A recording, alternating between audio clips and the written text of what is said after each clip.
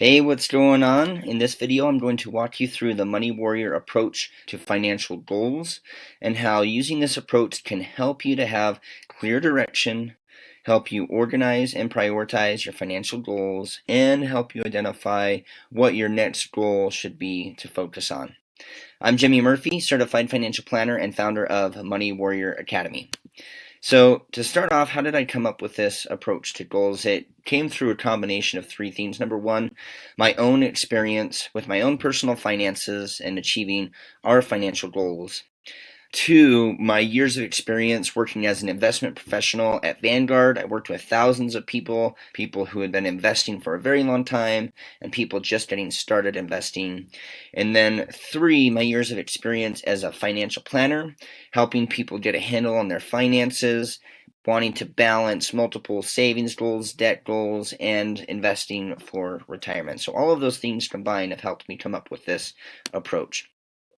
So, a brief overview of my approach to goals. I've broken it up into three main sections. The first one, and the most important, is what I call your financial confidence goals. It's made up of a mini emergency fund, credit card debt, 3-month emergency fund, 6-month emergency fund, and low interest debt. The next section is custom savings goals. This is, a car purchase, 20%, a 20% house down payment, saving for a wedding. And then the final section is wealth building goals. This is retirement and investing outside of retirement. So first thing I want to talk through is the 5 financial confidence goals. The main mission of Money Warrior Academy, my main mission as a financial coach, is to help you to feel confident in your personal finances. These 5 goals, in my experience, not only personally, but in helping others with their finances, these 5 goals are the foundation to creating stability in the present. And as you have stability, that stability creates confidence. There's two main stresses when it comes to personal finances.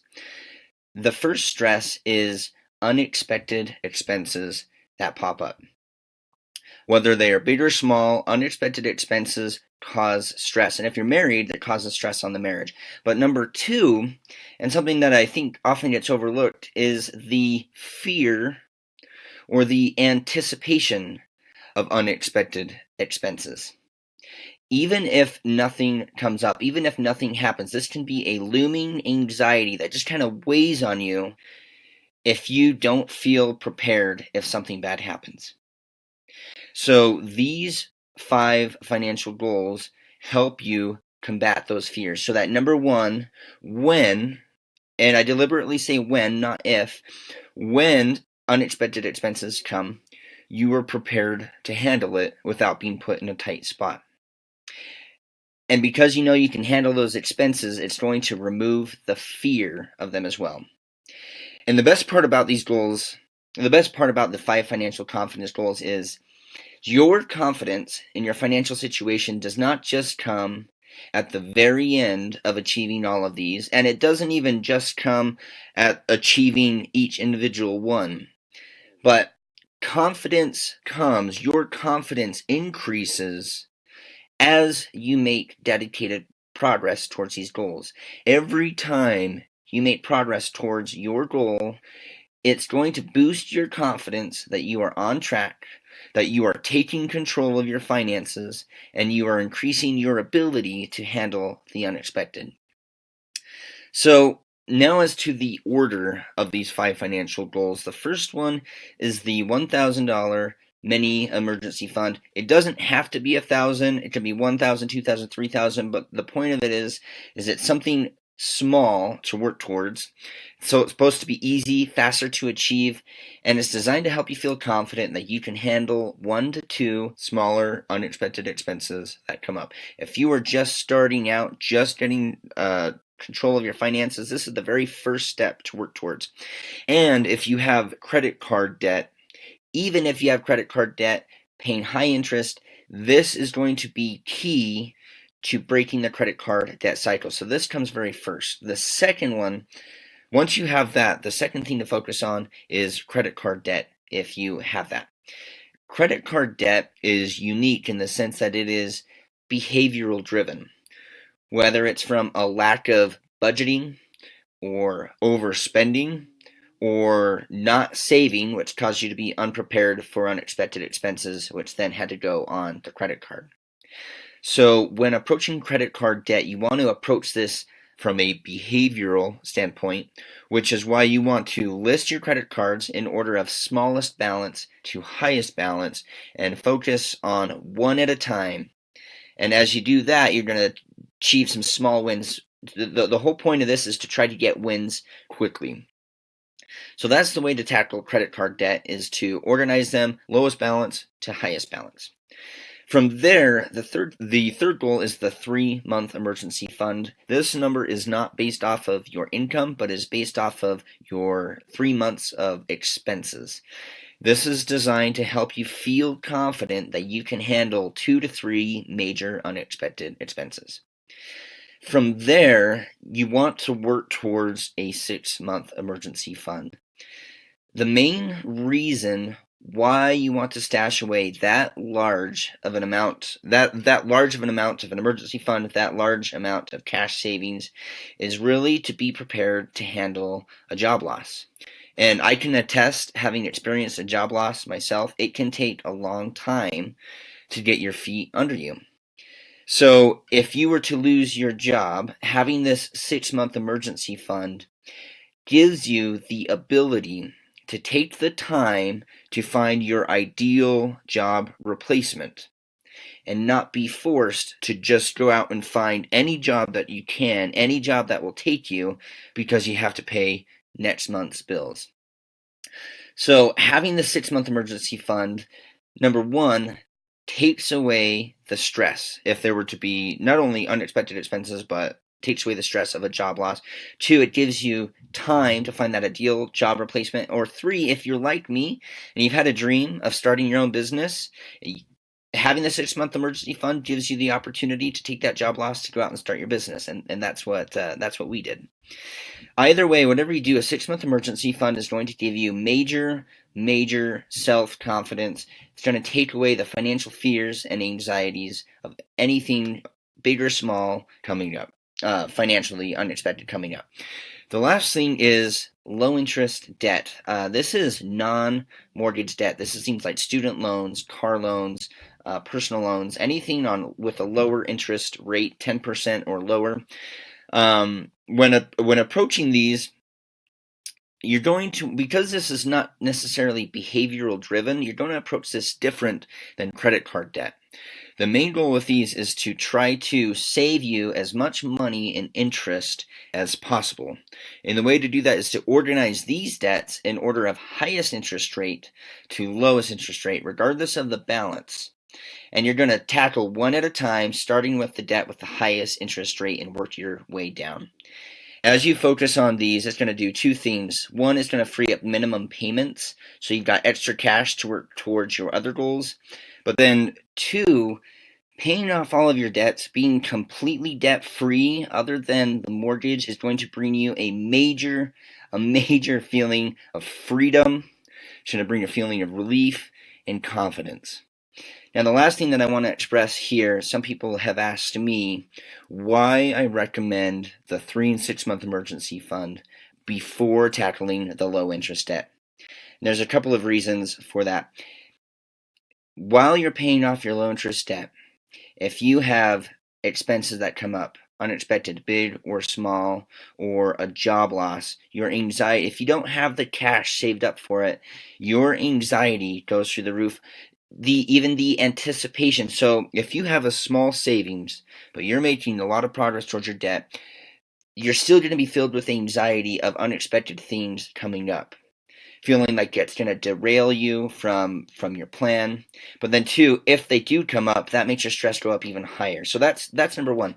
Number 2, if you have no savings or very little savings because you've been throwing it all at the debt, you're likely to have to take on credit card debt to cover the unexpected expenses that come up, whether it's car repair or something in the house or a medical bill. So the 6-month emergency fund actually protects you against having to take on high interest, toxic credit card debt in the event of unexpected expenses coming up. But then the last one is I've seen people have to completely wipe out or take a major dip into their retirement savings because they didn't have anything saved in cash. So they had to majorly take away from their retirement. So prioritizing the 3 and 6 month emergency fund before tackling the interest debt is going to save you stress. It's going to increase your confidence. It's going to protect you against credit card debt. And if you've got retirement savings, it's going to protect you from having to dip into retirement savings to cover those things. So that wraps up the 5 financial confidence goals. The next thing from there is custom savings goals. And the main thing for this, the main thing to focus on here, whether this is a 20% down payment for a house, a car purchase, or wedding, the main thing you want to focus on is you want to save for these above and beyond your 6-month emergency fund.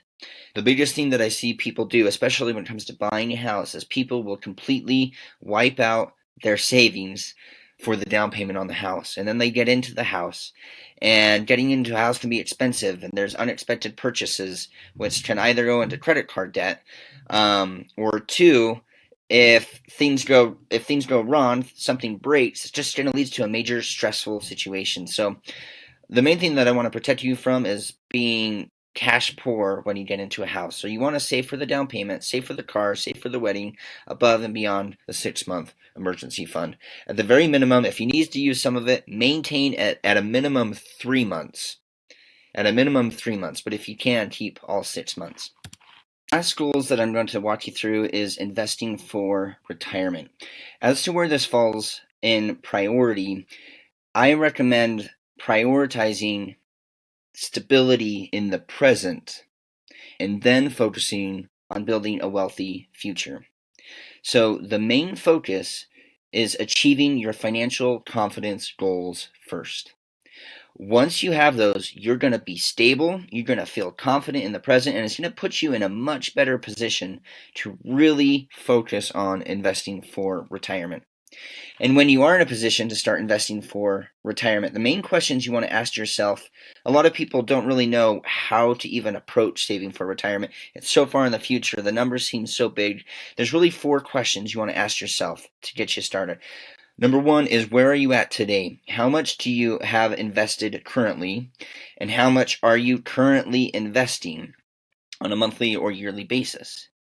From there, how much do you want to live on in retirement? You can use that as an annual base. Think of how much you're living on now, whether it's 40,000, 60,000, 80,000, 100,000, whatever the number is. Think about how much you want to live on when you're retired. And then lastly, how much do you need to be investing to get there? So those are the main questions to ask when investing for retirement. That is my approach to how investing falls in with your other goals. As a side note, if you do have a company match, I do recommend taking advantage of any company match along the way. So from there, how do you balance multiple goals? There's many people that don't just have one goal they're working on. They've got savings goals, they've got debt goals, they want to invest. There's a couple of ways to approach it. Number 1, you can do multiple goals at a time. I see this all the time, but what it leads to is slow progress. Nothing's really happening. People just feel stagnant. It causes frustration, a lack of motivation.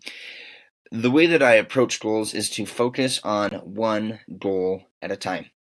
As you focus on one goal at a time, this is going to make for much faster progress. It's going to build momentum, it's going to increase your motivation, and it's going to help you keep you focused on what you're working towards. So organize, when you have multiple goals, organize your goals, list them in order of priority. And if you're not sure where to start, you can use kind of my system of the financial confidence goals, custom savings goals, investing goals. List them in order of priority, then focus on one at a time. Next thing is, when setting your goal, get specific with your goal. I see a lot of people just have general numbers or just general savings. I want to save more. I want to pay down more debt. I want to invest more. You want to get specific with your goal. So first thing is, pick the goal that you're actually working towards. Give it a specific name. So if you're saving, is it the 1,000 emergency fund? Is it a 3-month or 6-month emergency fund? Is it for the down payment? Get specific about what you're saving for. Include a specific dollar amount and a timeline. Specify how much you're going to be putting towards that goal monthly. So an example I've given is if you're saving for the 3-month emergency fund, your goal is $10,000 in 12 months, and to help you get there, you're going to save $800 a month. For larger goals, I see a lot of people get overwhelmed, especially with like student loans. If you're in the $30,000, $40,000, $50,000 and student loan debt, break it down into smaller goals. So if your student loan debt's $40,000, break it down to say $10,000. I want to pay off $10,000 of student loans in the next year. I'm going to pay off an extra $500 each month above the minimum payments to get there. In the Budget Warrior tool, in the section for your goal progress, there's a spot for you to specifically write down the goal that you're working towards. I recommend listing what it is and the dollar amount and how much you're planning on putting towards it monthly. Lastly, and you'll see here, I'm going to bring it back, there's a spot that shows the percentage of your monthly income. This is actually more important. The percentage number is more important than the dollar amount. When it comes to making progress towards your goals, your income, the amount of income that you have is not what matters. The dollar amount isn't even what matters. It's actually the percentage of your income that is what matters most. If you don't know where to start, I recommend working towards aiming for 10% of your take-home pay, 10% of your income as a starting point. Work towards there, but eventually you want to build it towards 20 and even 30%. That's going to happen over time, gradually, as pay raises come, or if you've got debt, paying off the debt using the minimums to increase that number. So that wraps up the approach to the Money Warrior approach to financial goals. I recommend taking action right now. Think about and write down your current financial goal you want to focus on. If you don't have the Budget Warrior tool, you can click on the link below to get that, and be sure to watch the next video where I'll talk through the Money Warrior approach to budgeting and saving for the large expenses that can throw off your budget. Thanks for watching, and I'll see you in the next video.